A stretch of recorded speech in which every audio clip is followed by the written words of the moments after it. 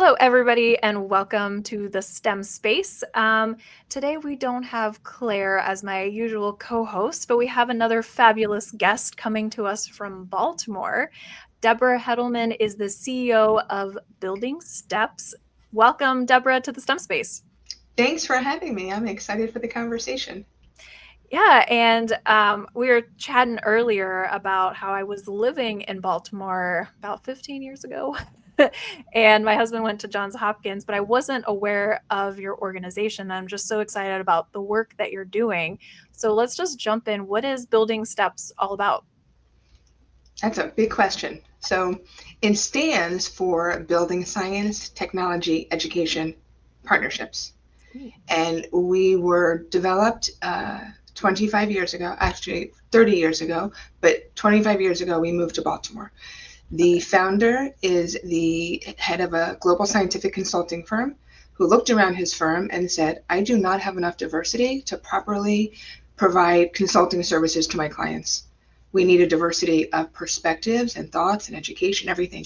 And so he's an entrepreneurial guy, and he started this program in DC, in Washington, DC, right down the road, as an internship program. And he thought, if I get students in DC, in the poorer suburbs of neighborhoods of DC, and bring them through science related firms to give them exposure, and then I help them get into college, one day they'll come work for me. Hmm. And that's what he did for about 5 years. And it didn't work out exactly the way he had hoped because the school system was not so great at partnering. And students have to go to school during the day. So to take them as an after school internship or an after school opportunity didn't really work because that's not when people are working, and weekends people aren't working.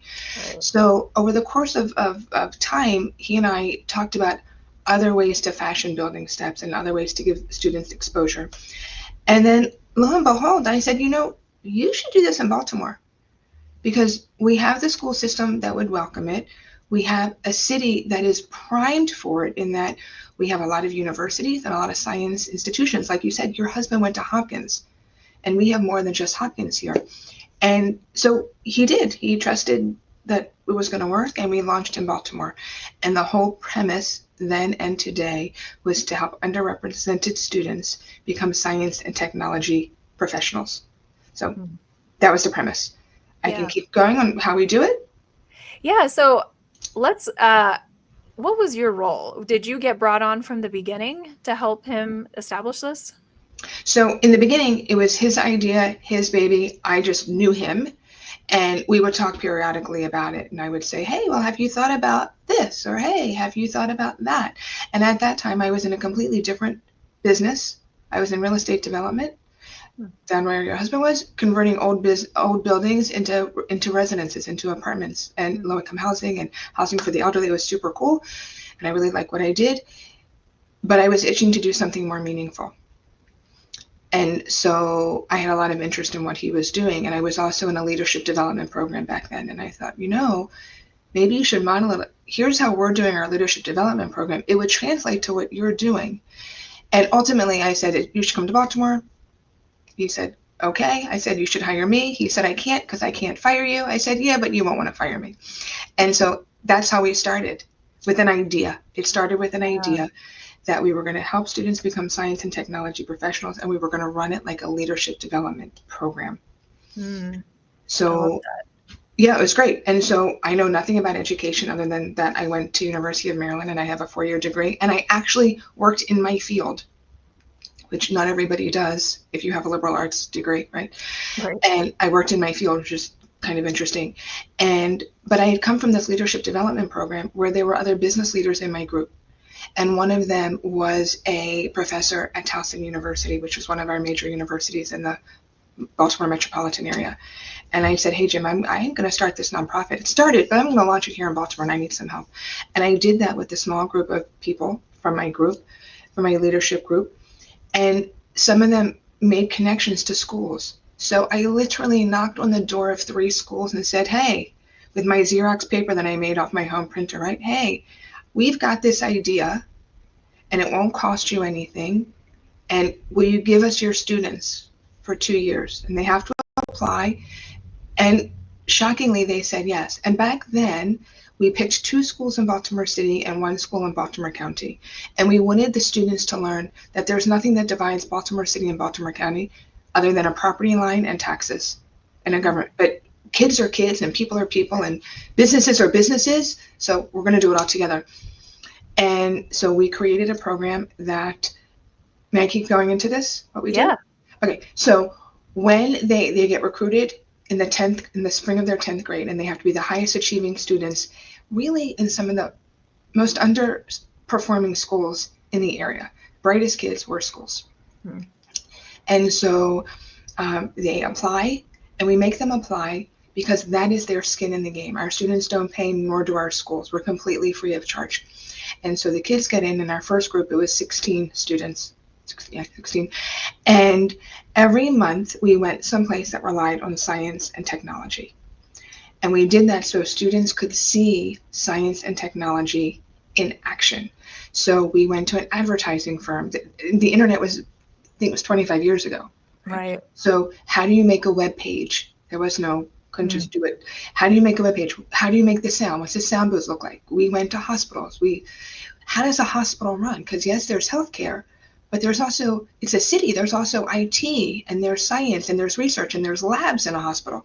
So we would see that. We went to engineering firms. So something different every month. Is this, you're pulling them out of class for that day? Thank you for asking. Yes, we're considered co-curricular. Okay. So we use, professional bus service, and we go to all the schools. We pick up all the kids after school starts. School starts, the bell rings, they have attendance. We pick them up. We go do our day, and we come back before the day ends. Attendance again. And even 25 years ago, we cared about attendance, and we didn't want them to miss their after-school activities. We want to be co-curricular. We want our students to have every opportunity that they can possibly have, and that we are not compromising anything that they would be doing outside of the school day. We're here to supplement the school day. And unfortunately, it didn't affect them to miss a day of school, which is kind of unfortunate, but neither here nor there. So we did that for all of junior year. And then after junior year, it's now summer, and we now have a summer program where it's 5 weeks, it's 25 hours a week, and they have 2 weeks of academic enrichment and 3 weeks in a placement. So we actually ask them, what are you interested in? These are all the things you've seen. What sparked your interest the most? And whatever sparked their interest the most, we find them a position in that industry so they can see it. What does it look like? I want to do computer science. Really, they don't know what I don't know what computer science is. It's so broad. Right. Yeah. Right? So they might work at IMET, which is in Baltimore City. It's a research facility. And one of our students worked in the, like an admin in managing all of the labs in the building. So making sure that the scientists had what they needed in their labs and that they were paying their rent and having their equipment. And he learned how to do Excel, and he learned how to write a memo. And you might think, who cares? That's admin. When you're 16, that is a valuable experience to be walking in and out of labs every day and seeing what they're doing. And you're learning how to use a computer. And you're learning systems that you're going to need when you're in college that you're not learning in high school. We have kids who work in research labs. So some worked there in that lab. Some work at the the Animal Care and Rescue Center, where they take care of animals for National Aquarium. Some work in engineering firms. They're all over the city. So is it like a internship program or job shadowing? Like, what is their experience like when they're placed in these companies?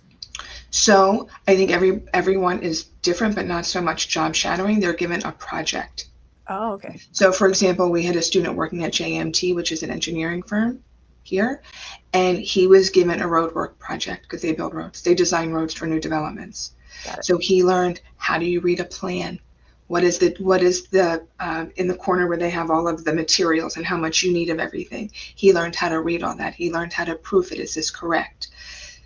But more importantly, he got to interact with the other engineers. They have a big project at BWI Airport.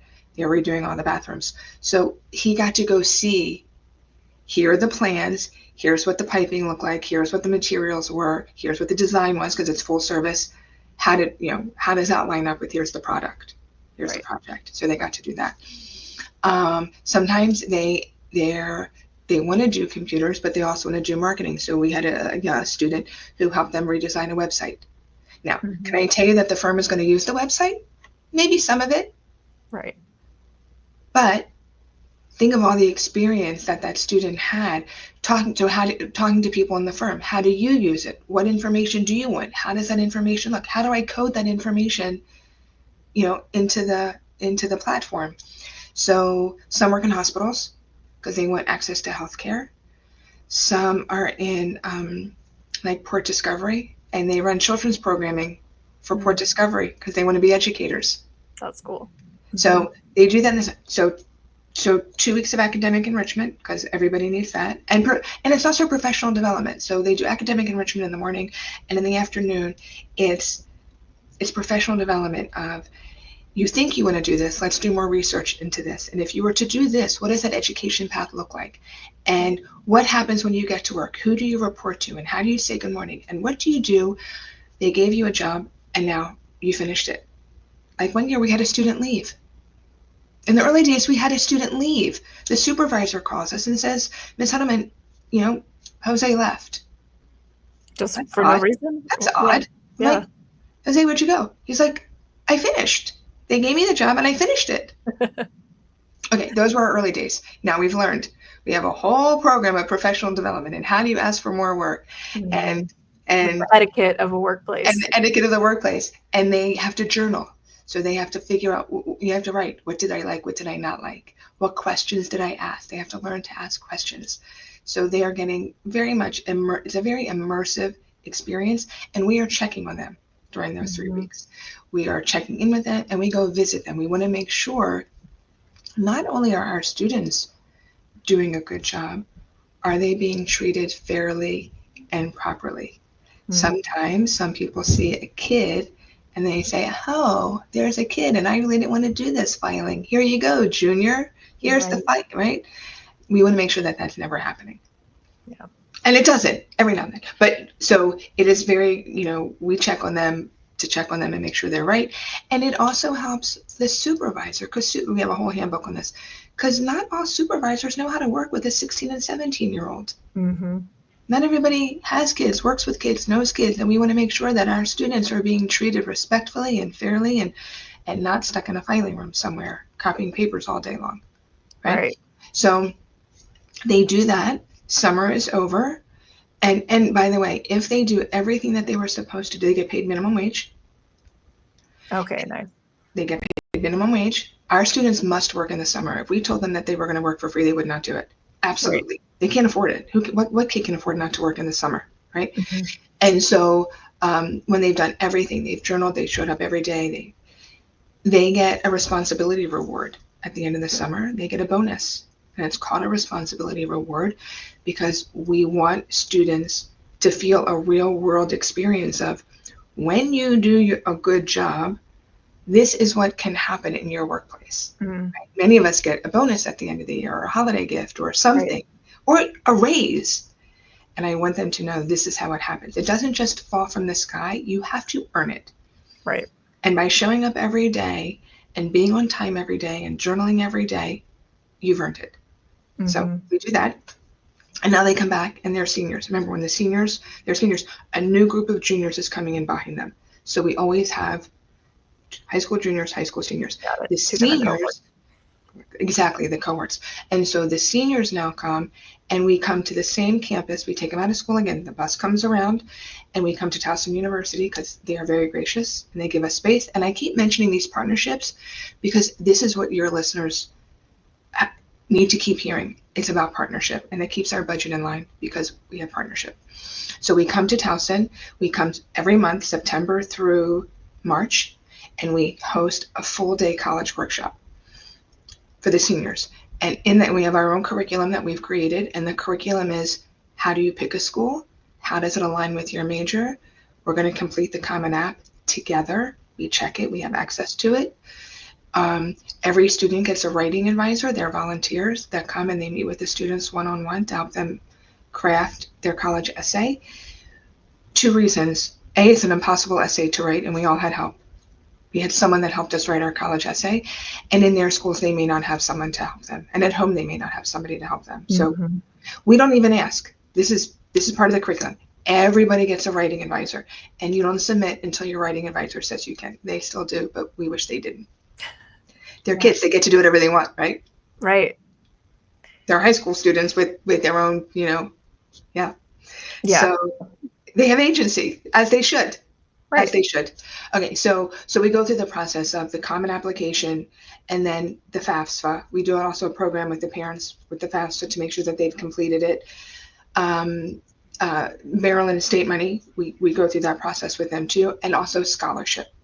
So we help them do all the applications next, and then when the acceptance letters start coming in and the scholarship starts coming in and the federal aid and the aid, different than scholarship, the aid comes in, we help them kind of kludge it all together and say, that's great that you got an $80,000 scholarship, but that's over 4 years. It's only Right. $20,000 a year, and the school you picked is out of state and costs $60,000 a year. Yeah. So we've got a $40,000 gap plus travel. Mm-hmm. So let's think about how are we going to make up the gap, or let's look at the other options that you had. That wasn't your only option. That was just your favorite option. Right. Okay, let's look at the other options because the other, you know what, they have your major too. And you know what? They're in the same setting that you were interested in that one. So, for example, I want to go to Penn State. Okay, great. I want to go to Michigan. Okay, great. I get that. But we have University of Maryland. We have a big, hairy, huge campus with every resource in the world on it in state. And it's an hour away. So no one's coming to visit you every day because an hour away by Right. bus A is a good long distance. way. Yeah. It's far enough away. Mm-hmm. And so we have those kinds of conversations Yeah. with our students. And then they push the button and they say, yep, this is where I'm going to go. And then we make sure, did you submit your acceptance fee? Have you filled out your housing contract? Did you submit the housing fee? Do you have your books? We're very fortunate. We have a donor that supplies our students with laptops. So every Building Step student starts school with a brand new laptop. Wow. And and and you and your listeners may have heard, there'll be a company down the road that is closing or moving or they're upgrading and they want to give you all their old laptops. Now that's Mm-hmm. nice. That's nice. But I'm sorry, did you offer that laptop to the 17-year-old that lives in your house? Did you offer it to your child? Because if you didn't offer it to your child, I'm not offering it to my student. Yeah. Mm-hmm. My student doesn't want your hand-me-downs. Right. I mean, think about Yeah. that, right? Mm-hmm. And so I don't care how old, everybody wants to be treated respectfully. So Absolutely. every Mm-hmm. Building Step student gets a brand new laptop. And this company, which is amazing, they also give our students a gift card to Amazon so they can decorate their dorm room. Mm. It's a thing. Yeah. Particularly if you're a girl, it's a thing. Your roommate wants to know what color pillows you have, right? Did you get the twinkly lights? Because you got to have the twinkly lights. Well, if you're a Building Step student, chances are you can't afford the twinkly lights. And you Right. can't afford the matching bedding. You probably took whatever you had at home, even though it didn't fit, and you brought it to school. Mm-hmm. So our students go to college really prepared on a level playing field because they have enough other stuff that's not so level. So Yeah. let's level what we can. We're going to level what we can. Yeah. Yeah. And we What? have someone that keeps track of them. Yeah. And I think what is so unique about your organization is it gets kids across the finish line. And that's an issue I've had so I'm more in the elementary middle school space. And I've always said we're inspiring the kids, but are we preparing them and are we helping them persevere and get through the other end? Like we all might have the same vision and goals to have these kids have these opportunities. And so I'm trying to get them excited, and you can't be what you can't see. So I'm giving them role models, right? But these kids often don't have like I had parents who went to college and they held my hand through the whole application process and they pushed me to take certain classes in college, and they knew all these like rules and how you get funding and scholarships. And a lot of times kids don't have that. So even if they have all the interest in the world of being an engineer, they might not have someone who can help navigate the system. And so that's so I hope, teachers listening out there can kind of think through if there's similar partnerships they could take advantage of in their community, because a teacher can't do everything. And that's where we're Absolutely putting not. so much burden on these teachers who are just preparing these kids in STEM, right? We're teaching them the science and the math and the engineering skills and concepts, but we can't also ask them to do all the work that you're doing. No, and we don't ask our teachers to. We feel so with our school partnerships, we have contacts and they help us. They help identify the students, and then we take care of the entire recruiting process. And what we've done is we've created a program in building steps where at every high school, we're in 15 high schools. So at every high school, we have a building steps ambassador. So it's a student that's been accepted, they're already in building steps, they get a different color hoodie, and they're responsible that on a seminar day in 11th grade, they have to make sure that everybody's at the bus stop waiting for us. Everyone's in the lobby waiting for us because we don't want to put any additional stress on a teacher or the administrative team. Yeah. Right? So whatever we can take off their plate is what we want to take off their plate. Right. Because you're right, teachers are busy and have a lot of responsibility. And so for your teachers, I would, and even this is hard to do. So I'm not saying this lightly, but when you meet someone outside of work and they say, yes, I work at your nearby hospital, ask them, does your hospital have a program for middle schoolers? And by the way, do they have funding to help pick us up? Because our school doesn't have funding for the bus. Or if they're a high school teacher, great, I met you, while I was standing in the line in the grocery store, because that has happened to me, and I teach 11th graders. I would, I'm making it up. Would you ever let one shadow for the day? They have professional development days where the students aren't in school. We would like them to do something productive. So if I can get a kid to take off of work, because most of our 11th graders work, if I can get a student on a professional development day when school is closed to shadow, would you be willing to take them for 3 hours? Can't Mm-hmm. that have to be all day. The professionals work to do, but they might Right. give up. This was so great. We have a contact. We have one of our team that is in New York. We're in Baltimore. She's in New York. And she had a contact on Wall Street. And we have a college student that's interested in finance. But our students, and it's not just ours, tell me a college freshman who actually knows what finance is. Most Right? of them don't. They don't. And what degree? And there's so many degrees and there's so many pathways that you can take in the it's like saying, I like IT. Okay, great. Right. Right? So it was a college student, it was a college freshman, first year. Before they get too deep in, we put them, they're in college again, we put them on a bus to New York and they shadowed on Wall Street for a morning. Wow. And then before it got dark, we put them back on the bus and we sent them back to school. Mm, that's So they amazing. can see it because you don't want to get too far down the line, particularly in college, in a degree that you're now a junior, like, that's not what I thought it was going to be. Or Right. I don't like this after all. And also, what do I need to do to prepare to be in that position? What is that environment like? What is Yes. the skills I should be working on? What classes should I be taking? Mm-hmm. Is there very often there are like college clubs. What club Mm-hmm. should I be in? Yeah. What fraternity? Many of us think of fraternity as Greek life. There are Mm-hmm. science fraternities and math Oh, yeah. fraternities and business and finance. There are all these different fraternities. And Mm-hmm. so what should I be what can I be doing here? So we have someone on our team is very small. We sound huge when I talk about it.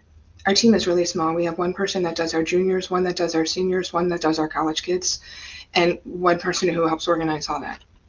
So Wow. we're small team. We're small team. Doing a lot of work though. But and I think a lot of it is because we have, yeah, but I think it's because we have partners and they're dedicated. Mhm. I feel like they can focus on the seniors. So she Right. doesn't have to worry about what STEM seminar, where are they coming from, how prepared are they for the college workshops? Because she knows she's seen them for a year, Right. Right. right? And the person who does the juniors is responsible for the recruiting, and year after year, kids are kids, so she knows what to expect. But what she's very attuned to is when we take them someplace, are they engaged? What are they talking about? Because if we're in a hospital and they're talking about engineering or they're talking about a different kind of science, we need to go, okay, let's make sure we get them to see that. Mm-hmm. Or what is We didn't used to do anything with coding. Who did coding? We do coding now. Right. They do this cool thing, they code a car on a track in an engineering firm. So they can learn how to code and also understand why road design is important. Like, how does a road actually get, we're all bothered by road construction, but how does it get there? Yeah. So Yeah. they get to see that and they learn about coding. So That's there are awesome. things that are always new for them to learn. So our programming has to Mm-hmm. evolve with that. Yeah, and I think you're taking, when I saw initially your organization and I saw STEM, typically that means to me like STEM content. So you're offering like some kind of STEM club or outreach program that's preparing students for like science skills and engineering. And what you're providing is something different, but so critically important that's often overlooked. And I think that's kind of the message I want to get out to the listeners is sure we can prepare kids for the science content, the math content. That's what Vivify does. We create curriculum for STEM. But back to this idea of getting kids across the finish line, this world that we live in, and how do you submit a resume? How do you apply for college? There's all these loopholes and barriers that kids are Speed facing. humps. So we call them Yeah. speed humps. And have you heard of the organization Communities in Schools? Yes, peripherally, yes. Yeah, and so they have a very similar model. I was their STEM director for 10 years, and their idea was how do we keep kids in school and allow them all to have the same playing field? So they provided mental health services, transportation, eyeglasses, STEM enrichment was my piece of it, with this idea of kids are never in these schools didn't have an opportunity to launch a rocket and to go tour NASA. And these are Yes. experiences that are so enriching and impactful to every kid that should have that opportunity. So I think the work you're doing is amazing. And I have a question though, Okay. because there is an organization very similar, even in name, Oh, in San Antonio. And so they're first, they have actually a very similar starting story. So they're a company called Velocity Texas, and they do startups. So in the science and tech space. And they started an initiative called Step into STEM. So okay. it's similar. And they're doing very similar things where they have internships and they're doing workshops for high school students and bringing them into their startup organization. So matching them with like CEOs of a startup. But they've been talking about going to younger grades. So they're thinking, should we offer workshops for middle school? And I want to know your thoughts because we talked about this a little bit. Um, there's a conversation of we should get kids engaged earlier. They're making their minds up in middle school whether they should go down a STEM pathway. What are your thoughts and your experience? So I'm going to give you my experience and I'm going to give you my thought. My thought is I Okay. don't believe that. I don't believe it. I think it sounds good, and I'll tell you why. Okay. You and I were in middle school. Mm-hmm. Go back, way, way back. Oh yeah, it was a rough time. Did you ever consider in middle school that you wanted to go into STEM? Because in middle school, you didn't even know what STEM was. Yeah, I was You gonna be weren't thinking about it. basketball. And exactly. And you were playing kickball. And what's the girl next to me wearing? And where's that boy go? You weren't thinking about a career. You're thinking about your day and how you're going to survive the day. And am I going to win the sport game after school? And so I don't believe that middle schoolers are ready. But I'm in the same boat as that organization where we have donors. We are completely philanthropic, privately philanthropically funded. So that means I spend a lot of my time raising money. The schools don't pay, and obviously the kids don't play. Okay, so we have donors that say we think that you should start earlier because kids are making up their minds earlier. No, they're not. Okay, we're going to give this. We gave it a really good shot. So, and I thought it was going to work. So we went back a year and we created a 3-year curriculum. Now this was just pre-COVID, which is important because during the summer, we used to, instead of providing academic enrichment, we used to provide SAT tutoring. Why? Because the rich kids get SAT tutoring. Why shouldn't the poor kids get SAT tutoring?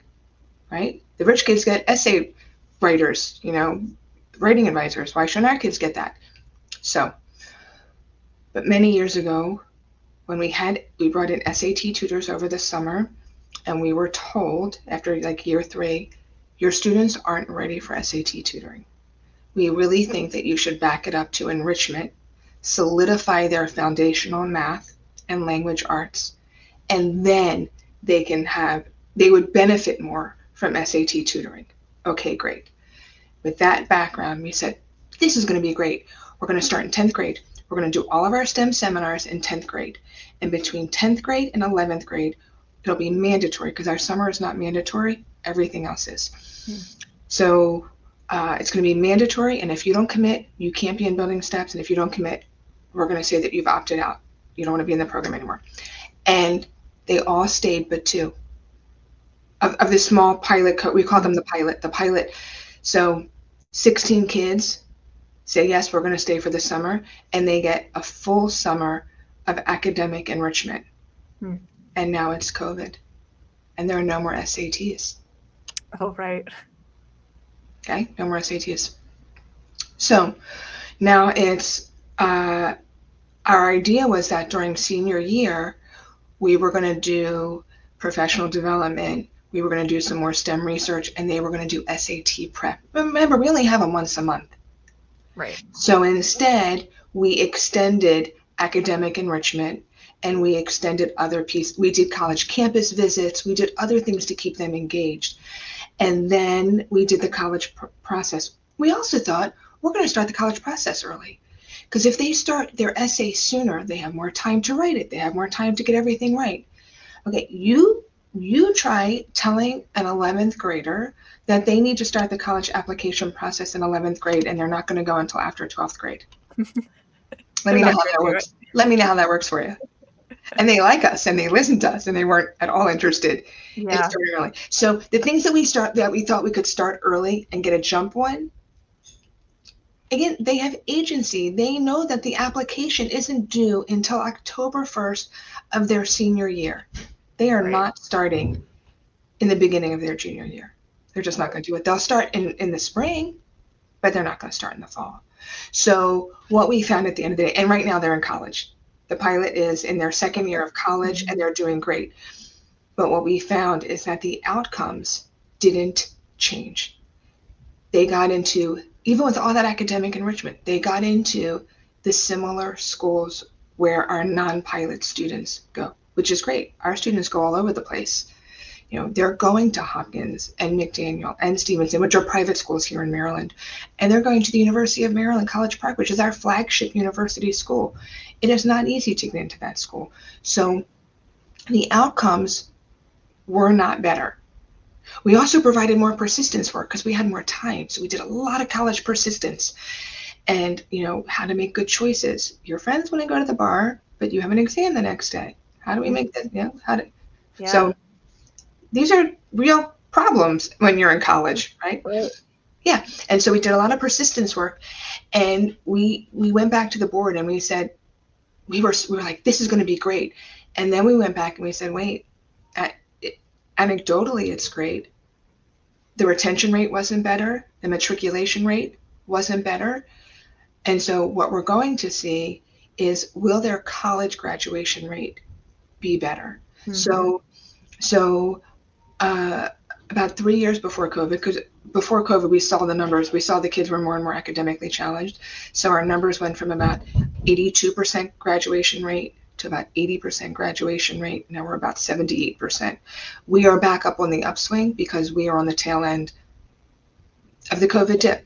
I hate to say it, but we had a COVID dip. We had kids that left and didn't come back. We know where they are, but they're not going back to school. Right. And so we are back on the upswing, and the pilot is part of that upswing. So it'll be interesting to see, will more of the pilot, higher percentage of the pilot graduate than the traditional cohorts? And if they do, then it's worth revisiting, because then we'll have a better outcome. But as for right now, we did not accept a 10th grade cohort the next year. I thought for sure we would. I was like trying to raise money and make the case. And I was like, we're going to pause until they graduate, and we will revisit. So for all of you who think, for all of your teachers and all of your programs who think we have to start earlier, just remember that they are still students, and they are aware of their surroundings, and they're aware of when the deadlines are. And at least in Baltimore with our students, they have younger siblings to take care of. They have older grandparents to take care of. They have jobs. They have they want to play sports as they should, or clubs. And so when we say, and now we're going to start the comment after, like, okay, they say okay, they muddle through, but it was not a robust Right. experience for them. Yeah, and I think that makes sense when you're considering, like, what is my immediate impact of this program? Like, if the program is getting kids to college, right, and getting them these outcomes. On the other side, in Texas, we currently require students to pick a track in high school, and they have to make that decision in 8th grade. And so I know. And so that was the Sorry, other thought we of, have that here. We have it. It's called you know, CTE here in Maryland. yeah, similar idea, except it tracks you with all your high school requirements are based on that track. So if Okay. you don't pick the STEM track and say you pick like the business track, you don't have to take as advanced math classes or Right, as right, right, right. yeah. And it really can derail students who later decide I want to go into engineering, and they decide this in like Absolutely. 10th grade, and they're like, wait, I didn't take the calculus, the physics, what I needed. And so I don't think 8th grade is the time these kids should be making these decisions like we I agree discussed, with you. but it's also the reality of the decision they have to make. And they might have to choose, do I go to the STEM, early college, high school, or charter school, or, whatever's offered?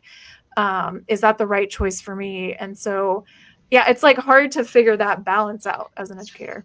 Really hard because, and for us, so we have CTE schools, and we're also a city of school choice. I don't know if you have that in Texas, where you can live on the west side but go to school on the east side.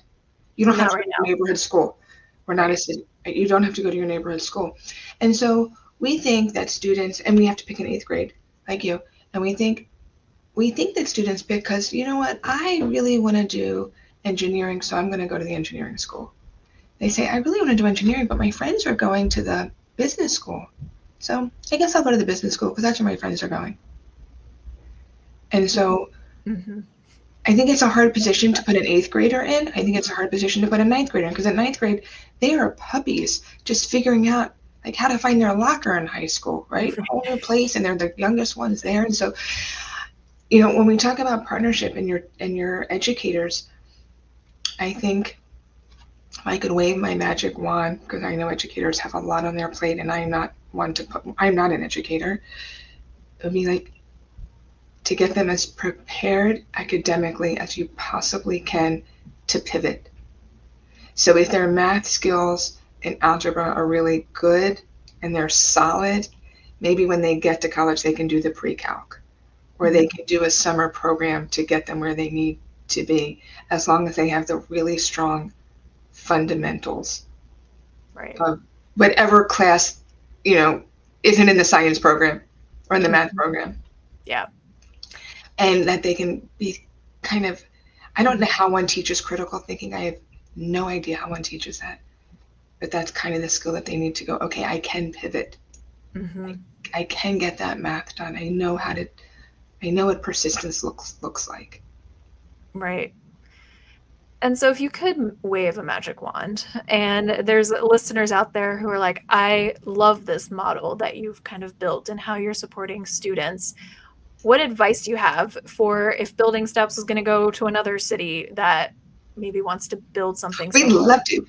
Yeah, All we need is funding. So, that's that's it. it. Actually, we know what Building Steps needs. So for Building Steps to work in another city, I'm going to answer your question. What it takes are universities as your partners, and that's what I'm going to talk to you about. We have universities as our partners, and we have STEM businesses. And STEM business, I was talking to a funder. I gave him a piece, and he looked at me and said, "What's STEM?" Hilarious. We use it all the time. The real world doesn't necessarily know what STEM is. So now I talk about science and technology and engineering. But um, what I would suggest for your educators is really partnership. There might not be other building steps out there, but there are other, like, hospitals who have programs that are baked in, and there might be banks that have programs banked in as part of their community reinvestment efforts, or um, like we have, you have utility companies. Good gosh, you're Texas, for goodness sakes. They probably have, internship programs or apprenticeship programs or outreach. We have a partner. Actually, they're amazing. The U.S. Naval Academy. They're 45 minutes away, but it's a little challenging sometimes to get onto their campus when you have 60 kids. They all have to go through security. It's, Right, right. secure campus. And so now they come to us and they do hands-on activities, really cool, like hydroelectric activities with our kids and aerodynamic activities. And they do it on our campus and they bring all of the equipment. And the only thing it costs us is lunch. So for a teacher, does it take us time and energy and effort? All that is said. But so for your teachers, you might find that there are partners that will come to you and actually not just give you like, here's the aqua kit. Go build yourself an aquarium. Here are the instructions. No, that doesn't help you because now you have to learn to do it. But there are partners that will actually facilitate that project with your students, with you in the room, in your room. Right. Like if you have an aquarium, ask them. They might, like we have the National Aquarium, and they do that kind of stuff. Yeah, yeah, I love that. Partner, Partners. don't recreate, and don't do more than you have to. Yeah. And I don't mean that because I don't mean don't exert the energy. You have so much to do, and we all have only so much bandwidth. Leave that to the people who this is what they do. It's they don't know you exist, and you don't know they exist. So you got to find each other. Right. Yeah, and that's what I found in this work is there are so many passionate STEM professionals out there that want to give back and that want to tap into schools and give presentations, give students tours. I've worked with so many of them, and Yeah. it's just figuring out who those people are and just kind of bombarding different organizations with emails, making connections, and it'll happen. They're out there. So Talk to strangers in the food line. You just there you never go. know. You just never know who you're going to talk to. Yeah. All And right. So go ahead. I'm saying who your people know. We all have people. We all have our friends. Just partnership comes in some odd places. Right. Yep. Absolutely.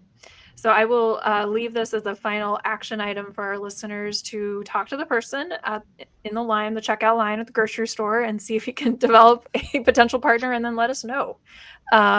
Send us a message if that actually worked out. But thank you so much, Debra, for joining me today on the STEM space. I feel like we had so much to talk about, so I might have to bring you back for part 2 and kind of hear more about your journey and story. But just thank you so much for the work you're doing in Baltimore.